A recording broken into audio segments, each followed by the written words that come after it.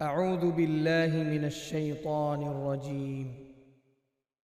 بسم الله الرحمن الرحيم. أعوذ بالله من الشيطان الرجيم. بسم الله الرحمن الرحيم. تو یہ رمضان اللہ کی رحمتوں کو لینے کا مہینہ آ رہا ہے. اس میں فرض 70 فرض کے برابر ہو جائے گا، نفل فرض کے برابر ہو جائے گا. تراویح کے ہر سجدے پہ 1500 نیکی لکھی جائے گی، اور تراویح کے ہر سجدے پر جنت میں ایک محل بنے گا جس کے 60,000 سونے چاندی کے دروازے ہوں گے. کتنی بڑی کمائی ہو گئی. پہلے دن تو بڑے نمازی آئیں گے، تراویح بھی پڑھیں گے. اگلے دن ایک صف گئی، اگلے دن دوسری صف گئی، اگلے دن تیسری صف گئی، پھر خالی. یہاں طاہا مسجد کافی بڑی ہے، ادھر وہاں باہر ایک بورڈ لگ جائے کہ یہاں تراویح پڑھنے والے کو 150 روپے فی سجدہ انعام دیا جائے گا. تے ایتھے ڈنڈے سوٹے نہ لڑائیاں ہونیاں تھارا لینا سے، اوتھے ہی بندے چڑھے ہوں.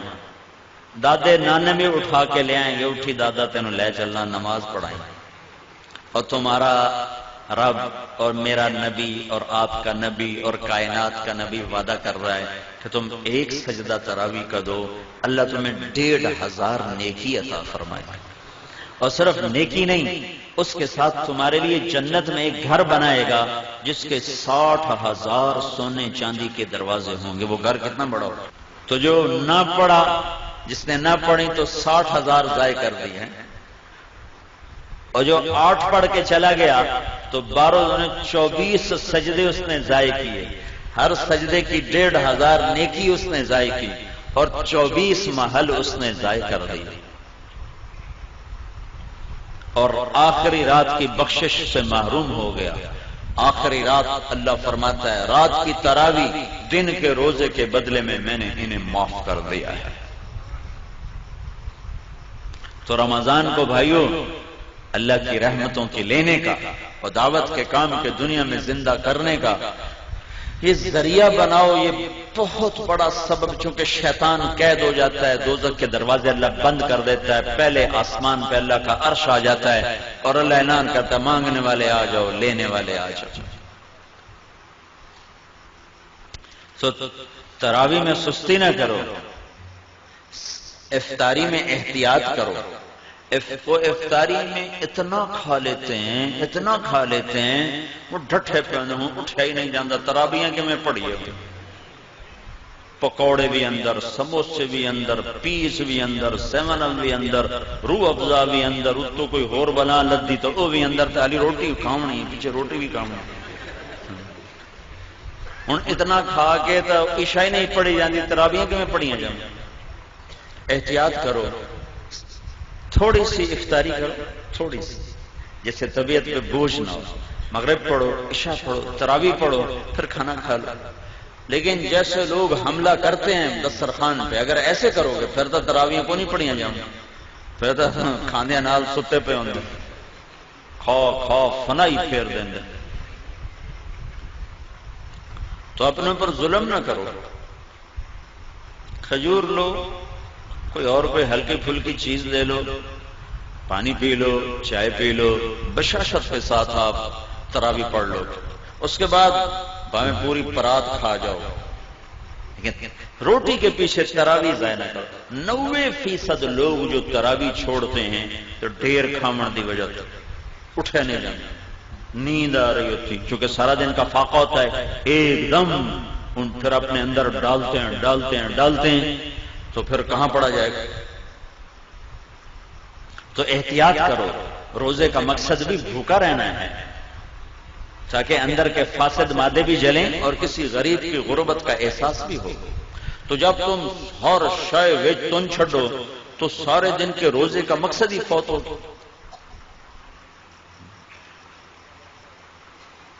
وہ دسترخوان اٹھ رہا تھا تو ایک ساتھی کہنے لگے ہائے مطلب چنگو کھا پی، کہنے لگے ہائے. دوسرے نے پوچھا ہائے کیوں کی کہ اے سارا واپس کیوں جاندہ پہ. ہن اندر لے جاون دی جگہ تو ہے کوئی نہیں، اے سارا واپس کیوں جاندہ پہ. تو گرمی کے روزے آ رہے ہیں، ڈرو نہیں، بھوک سے پیاس سے ڈرو نہیں، اللہ آخرت کی پیاس سے بچائے گا، اللہ موت کے وقت کی پیاس سے بچائے گا، اللہ حشر کی بھوک اور پیاس سے بچائے گا۔ اور اللہ تعالیٰ فرماتا ہے روزے کا بدلہ میں خود ہوں، اور اللہ کے نبی اپنے ہاتھوں سے کوثر کا جام پلائے گا، اور خود اللہ تمہیں پلانے والا ہوگا، وَسَقَاهُمْ رَبُّهُمْ شَرَابًا طَهُورًا، اللہ خود تمہیں اپنی جنت کے جام پیش فرمائے گا، کلو میرا بندہ آج یہاں پی، تیرا رب ساقی ہے۔ تو بھوک اور پیاس سے ڈرو نہیں، یہ میرے رب کی عطا ہے کہ وہ اپنے بندوں کو تھوڑی سی بھوک دے کر ہمیشہ کی بھوک سے بچانا چاہتا ہے، تھوڑی سی پیاس دے کر ہمیشہ کی پیاس سے بچانا چاہتا ہے۔ اور اپنے دل کو بغض اور کینے سے پاک رکھو کہ کینے اور بغض سے بھرا ہوا دل رمضان میں بھی نہیں اللہ کی رحمت کے سائے میں آتا۔ لڑے ہوئے صلح کرو، روٹھے ہوئے مان جاؤ، ورنہ رمضان کی برکتوں سے محروم ہو جاؤ گے۔ چھوٹے پن جاؤ، نیچے جھک جاؤ، نیچے پڑ جاؤ، تاکہ اللہ پاک پچھلے سال کے سارے گناہوں پر قلم پھیر۔ رمضان کا مطلب ہے جل جانا، رمضان یرمضو، جل جانا۔ تو رمضان کے مہینے کا نام رمضان کیوں رکھا گیا ہے کہ اس میں اللہ تعالیٰ پچھلے سال کے سارے گناہوں کو جلا کے ختم کر دیتا ہے، اس لیے روزے کے مہینے کا نام رمضان رکھا گیا ہے۔ تو میرے بھائیو، یہ اللہ کے دربار میں کمائی کا سیزن آ رہا ہے۔ رمضان شہر رمضان الذی انزل فیہ القرآن، اسی میں میرے نبی کو نبوت ملی، رمضان میں نبوت ملی۔ ہر نبی کو رمضان میں کتاب ملی۔ یکم رمضان کو ابراہیم علیہ السلام پہ کتابچے آئے، 2 رمضان کو موسیٰ علیہ السلام پہ تورات آئی، 6 رمضان کو داؤد علیہ السلام پہ زبور آئی، 12 رمضان کو عیسیٰ علیہ السلام پہ انجیل آئی، 21 رمضان پیر کی رات میرے نبی پر اللہ کا قرآن آیا اور نبوت کا تاج پہنایا۔ اس میں شب قدر اللہ نے رکھی، 21، 23، 25، 27، 29، 5 راتیں جاگ لو، 1000 مہینے کی عبادت سے زیادہ کا اجر اپنے خزانوں میں، اپنے کتاب میں لکھوا لو، اور اللہ کے خزانوں سے ساری زندگی کے گناہ معاف کروا لو اور جنت کے فیصلے کروا لو، صرف 5 راتیں جاگ کر۔ 5 اعتکاف بیٹھنے والا تو سویا ہوا بھی ہو تو عبادت لکھی جاتی، جو اعتکاف بیٹھنا۔ ہمارے نبی نے ساری زندگی اعتکاف نہیں چھوڑا، ساری زندگی، اور جس سال دنیا سے جانا تھا اس سال آپ نے ڈبل اعتکاف کیا، 20 دن کا اعتکاف کیا۔ نہیں، آپ نے 11 ہجری میں آپ کا وصال ہوا ہے، تو 10 ہجری کا جو رمضان آیا اس میں آپ نے 20 دن کا اعتکاف فرمایا۔ ہر سال آپ رمضان میں اعتکاف میں بیٹھتے تھے مستقل، اور ایک دفعہ آپ نے اعتکاف اپنا توڑ دیا کسی وجہ سے، تو پھر شوال میں آپ نے 10 دن کا اعتکاف فرمایا۔ اعتکاف کرنے والا ایسا ہے جیسے اللہ کے دربار پہ جا کے بیٹھ گیا، جو سخی کے در پہ بیٹھتا ہے وہ لے کے ہی اٹھتا ہے۔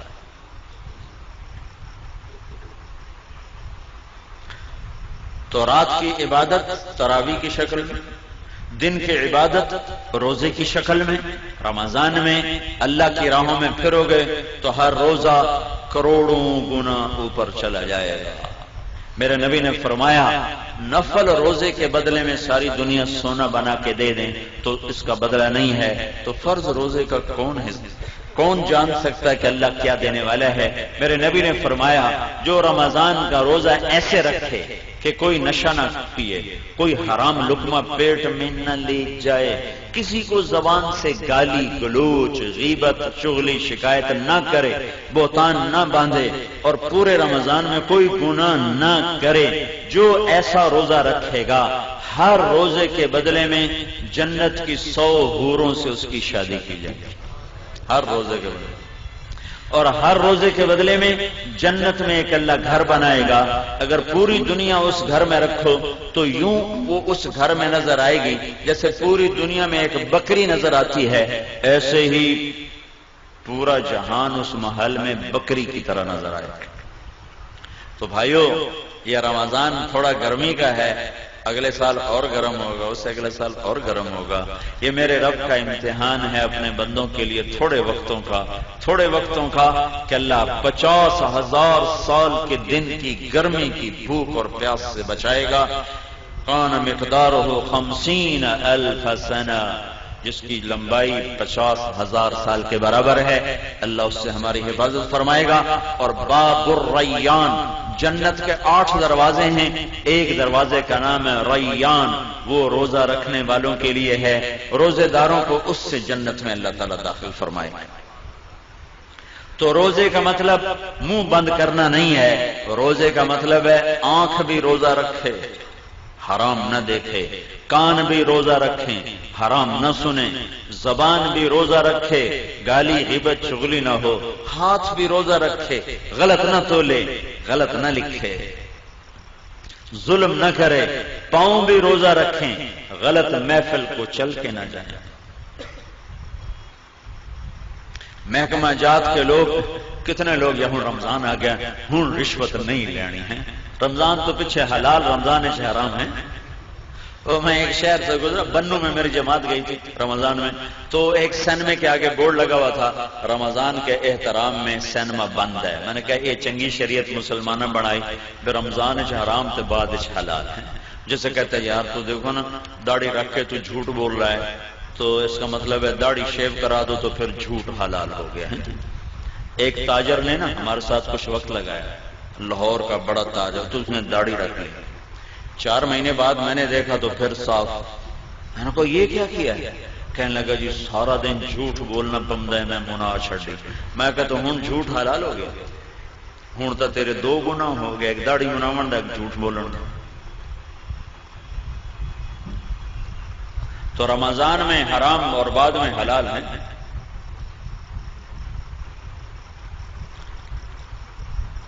تو جو شریعت میرے رب نے حرام کی، شریعت میں جن چیزوں کو حرام کہا ہے وہ رمضان میں بھی حرام ہے، بعد میں بھی حرام ہے.